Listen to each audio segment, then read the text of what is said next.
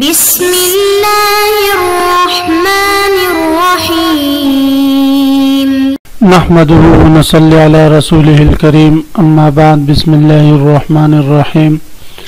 عزیز طلبہ، آج ہم کنز الدقائق حصہ دوم سبق نمبر 363 شروع کر رہے ہیں۔ اس سبق میں ہم کتاب الفرائض سے متعلق پڑھیں گے۔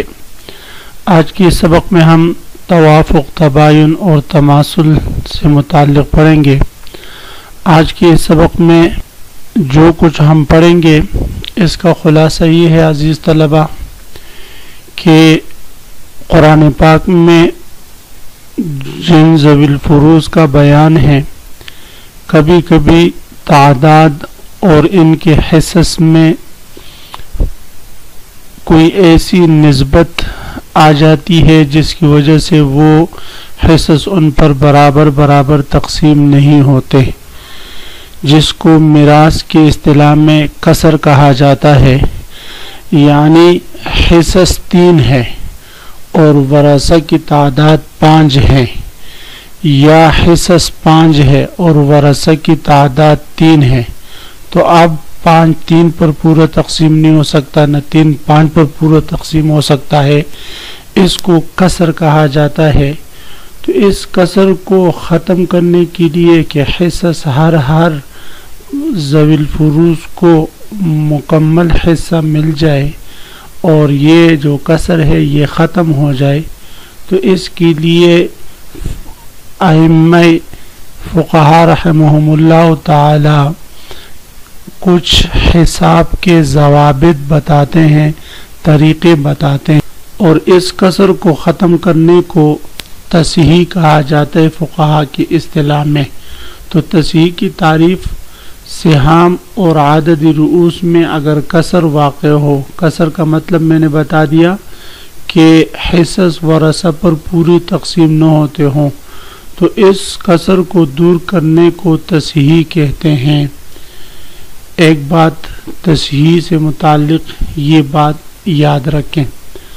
دوسری بات جو تصحیح کے دوران ہمیں ضرورت جس کی پڑے گی وہ یہ بات ہے کہ حصص اور عدد رؤوس یعنی جتنے ورثہ ہے ان کی تعداد اور حصص کی تعداد کے درمیان نسبت کیا ہے۔ تو نسبت 3 طرح کا ہے، یا تو توافق کی نسبت ہوگی یا تباین کی نسبت ہوگی، پھر آگے اور بھی اس کی تفصیل آ رہی ہے۔ توافق کی نسبت کا کیا مطلب ہے کہ ایک ہی عدد دونوں کو تقسیم کر سکیں۔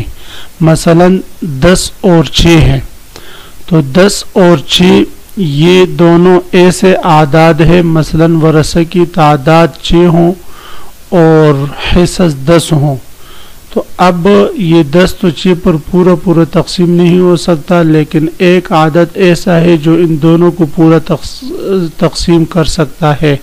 مثلا 2 ہے، اسی طرح 2 6 کو بھی پورا تقسیم کرتا ہے اور 10 کو بھی پورا تقسیم کرتا ہے۔ تو جو عدد ان دونوں کو تقسیم کر سکے اور یہ دونوں ایک ہی عدد پر پورے تقسیم ہو سکتے ہو، تو ایسے عدد رؤوس اور حصص کے درمیان ہم کہیں گے کہ ان کے درمیان نسبت توافق ہے، اور جو عدد ان دونوں کو تقسیم کرے اس کو ہم وفق کہیں گے، کہ ایک ہی عدد دونوں کو تقسیم کر سکے۔ مثلا 10 اور 6 کو 2 تقسیم کر سکتا ہے، اور تو اس کو ہم توافق کہیں گے، اور اس عدد کو وفق کہتے ہیں جو ان دونوں کو تقسیم کر سکے۔ اور اگر تقسیم نہ کر سکے، مثلا 10 اور 5 ہے، تو پھر اس صورت میں 10 اور 5 کے لیے کوئی ایسا عدد نہیں ہے جو ان دونوں کو پورا تقسیم کر سکے، تو اس کو تباین کہتے ہیں۔ جیسے کہ ان دونوں کے لیے 3 کا عدد ہوں، مثلا 10 ہے اور 5 ہے، تو اب 3 پر یہ پورے تقسیم نہیں ہو سکتے، نہ 2 پر پوری تقسیم ہو سکتے، نہ 4 پر پوری تقسیم ہو سکتے ہیں، تو اس لیے ایسے صورت میں ان کے درمیان جو نسبت ہوگی یہ تباین کی ہوگی۔ تو توافق اور تباین یہ دونوں نسبتیں سمجھنے کے بعد یہ ضابطہ اب یاد رکھنا ہے کہ تصحیح توافق کی صورت میں عدد رؤوس کا وفق اور تباین کی صورت میں مکمل عدد رؤوس کو لے کر مخرج میں ضرب دیں گے۔ تصحیح اگر توافق کی صورت میں ہو، یعنی سہام اور عدد رؤوس میں نسبت توافق ہو، تو اس صورت میں عدد رؤوس کا جو وفق ہوگا، مثلا عدد رؤوس جو ہے وہ 6 ہے اور 3 دونے 6، تو 2 اس کو تقسیم کرتے ہیں دونوں کو، تو 3 بار ملے گا تو 6 کو تقسیم کرے گا، تو لہذا عدد رؤوس کا وفق جو ہے وہ 3 ہے، تو لہذا 3 کو جو ہے اصل مسئلے میں مخرج میں ضرب دیں گے۔ اور تباین کی صورت میں مکمل عدد رؤوس کو، مکمل عدد رؤوس 6 ہے، لہذا اس کو اصل مخرج میں ضرب دیں گے۔ مخرج سے مراد عزیز طلبہ، مثلا ہم مسئلہ بناتے ہیں 6 سے، یا مسئلہ بناتے ہیں جو ہے 8 سے، یا مسئلہ بناتے ہیں 12 سے، تو یہ جو 12، 8 اور 6 ہوگا یہ مخرج کہلاتے ہیں۔ اب آتے ہیں تماثل تداخل کی طرف۔ تماثل کیسے کہتے ہیں، تداخل کیسے کہتے ہیں؟ تو یاد رکھیں عزیز طلبہ کہ ورثہ کی مختلف جماعتیں افراد کے اعتبار سے تعداد میں برابر ہوں۔ مثلا ورثہ کی مختلف جماعتیں ہیں، بیٹے بھی ہیں، بیٹیاں بھی ہیں، بیٹے ایک جماعت ہے، بیٹیاں الگ جماعت ہیں، لیکن تعداد میں دونوں برابر ہے، بیٹوں کی تعداد بھی 3 ہے اور بیٹیوں کی تعداد بھی 3 ہوں، تو اس کو ہم تماثل کہیں گے کہ دونوں ورثہ تعداد میں برابر ہیں۔ تداخل کا مطلب یہ ہے کہ ورثہ کی مختلف جماعتیں افراد کے اعتبار سے تو متفاوت ہوں، ان میں فرق ہو کہ ایک بیٹے جو ہے 3 ہیں اور بیٹیاں جو ہے وہ 4 ہیں، لیکن ایک دوسرے پر پورے تقسیم ہو سکے، ایک دوسرے پر پورے تقسیم ہو سکے، جیسے ایک کی تعداد جو ہے وہ 10 ہے، بیٹے 10 ہیں اور بیٹیاں جو ہے وہ 5 ہے، تو 5 10 پر 10 جو ہے وہ 5 پر پورا تقسیم ہو سکتا ہے، تو اس صورت میں ان کے درمیان جو نسبت ہے یہ تداخل کہلاتا ہے۔ تو تماثل اور تداخل کو سمجھنے کے بعد ضابطہ یاد رکھیں کہ تماثل کی صورت میں کسی بھی ایک عدد رؤوس کو جو ہے اصل مسئلے میں ضرب دیں گے، اور تداخل کی صورت میں بڑے عددی رؤوس کو اصل مسئلے میں ضرب دیں گے، یعنی ان دونوں میں بڑا عددی رؤوس 10 ہے، اس کو اصل مسئلے میں ضرب دیں گے۔ اور اگر توافق کی نسبت ہو تو توافق کی صورت میں وفق کو اصل مسئلے میں ضرب دیں گے۔ وفق اور توافق کے بارے میں پہلی بات ہو چکی۔ اور اگر یہ تینوں نہ ہو، یعنی جو ہے نہ تماثل ہے مختلف ورثہ کی جماعتوں میں، نہ ان کے تعداد میں تداخل ہے اور نہ توافق ہے، تینوں نہ ہو، تو ایک عدد رؤوس کو دوسرے میں ضرب دیں گے، پھر جو حاصل ضرب ہوگا اس کو تیسرے عدد رؤوس میں ضرب دیں گے، اور اس طرح کرتے کرتے جو آخری حاصل ضرب ہوگا اس آخری حاصل ضرب کو اصل مسئلے میں یعنی اصل مخرج میں ضرب دے دیں گے۔ یہ ضابطہ ہے، ان کو یاد رکھیں۔ انشاءاللہ جب یہ خلاصہ آپ ذرا سمجھ گئے تو اب کتاب کی عبارت سمجھنا انتہائی آسان ہو جائے گی۔ تو عزیز طلبہ اب آتے ہیں کتاب کی طرف۔ سب سے پہلے ہم عبارت پڑھتے ہیں، وَإِنْ انْكَسَرَ حَظُّ فَرِيقٍ ضُرِبَ وَفْقُ الْعَدَدِ فِي الْفَرِيضَةِ إِنْ وَافَقَ وَإِلَّا فَالْعَدَدُ فِي الْفَرِيضَةِ فَالْمَبْلَغُ مَخْرَجٌ وَإِنْ تَعَدَّدَ الْكَسْرُ وَتَمَاثُلَ ضُرِبَ وَاحِدٌ وَإِنْ تَدَاخُلَ فَالْأَكْثَرُ وَإِنْ تَوَافَقَ فَالْوَفْقُ وَإِلَّا فَالْعَدَدُ فِي الْعَدَدِ ثُمَّ الْمَبْلَغُ فِي الْفَرِيضَةِ وَعَوْلِهَا۔ مصنف علیہ الرحمہ فرما رہے ہیں، وَإِنْ انْكَسَرَ، اگر ورثہ کے حصص میں کسر واقع ہو جائے، یعنی کسی ایک ورثہ کے جو مختلف فریقیں ہیں، بیٹے ہیں، بیٹیاں ہیں، اگر کسی ایک فریق میں کسی ایک جماعت کے حصوں میں کسر واقع ہو جائے، یعنی وہ حصص ورثہ پر پورے تقسیم نہ ہوتے ہو، اس کو کسر کہتے ہیں، تو اس صورت میں پھر تصحیح کا عمل کرنا پڑے گا۔ تو تصحیح کے لیے سب سے پہلا ضابطہ یہ ہے کہ ضرب وفق العدد، عدد کے وفق کو ضرب دیا جائے گا۔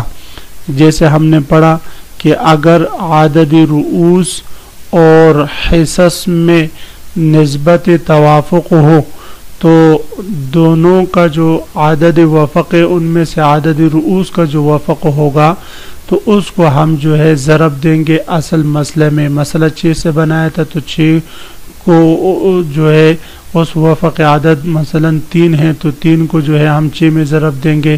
تو اب جو ہے 3 چونکہ 18 تو اب مسئلہ 6 سے نہیں 18 سے بنے گا. فی الفریضتی یعنی فریضے میں عدد رؤوس کے وفق کو ضرب دیں گے. فریضہ میں فریضہ سے مراد مسئلہ ہے مخرج ہے.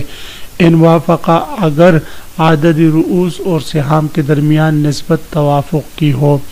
وَإِلَّا فَالْعَدَدُ فِي الْفَرِيضَةِ اور اگر نسبت توافق کی نہ ہو بلکہ تباین کی ہو تو پھر اس صورت میں فالعدد جتنا بھی عدد رؤوس ہے مثلا عدد رؤوس 6 ہے تو اس 6 کو ہم ضرب دیں گے فی الفریضۃ اصل مسئلہ میں. اصل مسئلہ 6 سے بنایا تھا اور عدد رؤوس بھی 6 ہے تو لہذا 6 کو 6 میں ضرب دے دیں گے تو 6 چونکہ 36 36 سے اب اصل مسئلہ بنے گا. فالمبلغ مخرج جو مبلغ ہوگا وہی اصل مسئلہ ہوگا یعنی وہی مخرج ہوگا اسی سے مسئلہ بنے گا. تو پہلی صورت میں اب مبلغ جو تھا وہ 18 ہے تو 18 سے مسئلہ بنے گا اور دوسری صورت میں مبلغ جو ہے وہ 36 ہے لہذا 36 سے مسئلہ بنے گا. وَإِن تَعَدَّدَ الْكَسْرُ وَتَمَاثُلَ ضُرِبَ وَاحِدٌ وَإِن تَعَدَّدَ الْكَسْرُ اگر کسر متعدد ہو جائے یعنی جو بیٹوں کا طائفہ ہے ان کے حصص بیٹوں پر پورے تقسیم نہیں ہو رہے, جو بیٹیوں کا طائفہ ہے تو ان کے حصص بیٹیوں پر پورے تقسیم نہیں ہو رہے, کسر کسی ایک جگہ نہیں ہے متعدد جگہ میں ہے. تو پھر تصحیح کی کیا صورت ہوگی؟ تو تصحیح کی صورت یہ ہے کہ اب ہم عددی رؤوس جو ہے یعنی پہلے طائفہ کا جو عددی رؤوس ہے اس کو اور دوسرے طائفہ کے جو عددی رؤوس ہے ان کے درمیان اب ہم نسبت کو دیکھیں گے.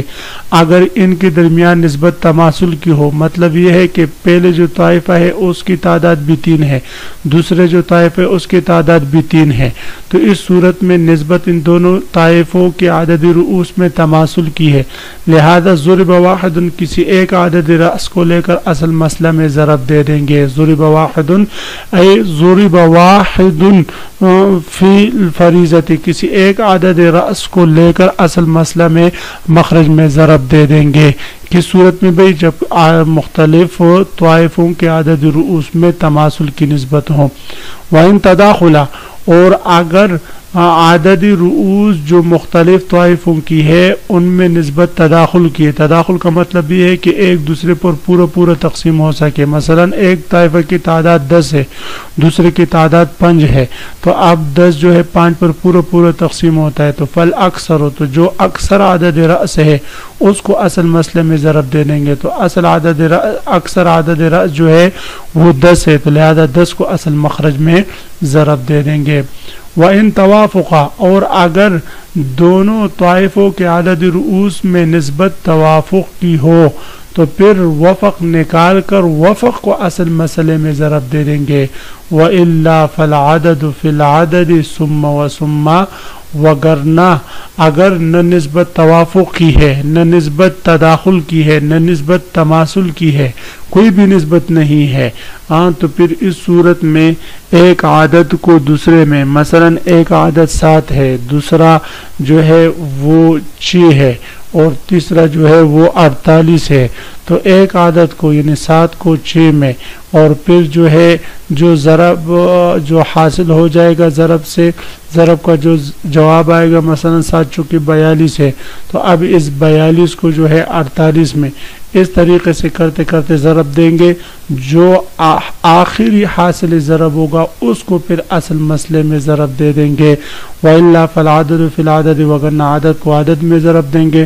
ثم و ثم پھر جو حاصل ضرب ہوگا اس کو دوسرے عدد میں پھر تیسرے عدد میں ثم المبلغ پھر جو حاصل ضرب ہوگا فی الفریضۃ آخری حاصل ضرب ہوگا آخری جو مبلغ ہوگا اس کو ہم ضرب دے دیں گے فی الفریضۃ اصل مسئلہ میں.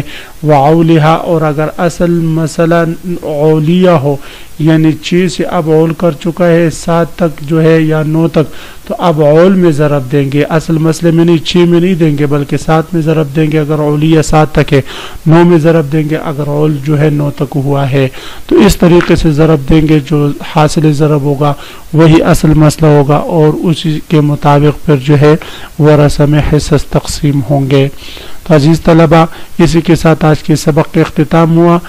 یہ جو سبق میں نے پڑھایا اس ویڈیو میں، تو یہ عزیز طلبہ یہ صرف کتاب کو حل کرنے کے لیے میں نے یہ خلاصہ اور اس عبارت کو سمجھنے کے لیے کچھ بنیادی باتیں آپ حضرات کے سامنے ذکر کی ہیں۔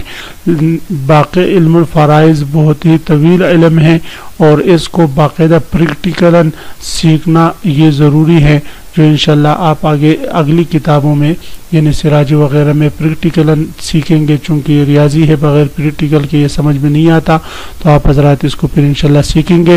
بہرحال عبارت کو حل کرنے کے لیے اتنی ہی تشریح کافی ہے۔ وآخر دعوانا ان الحمدللہ رب العالمین۔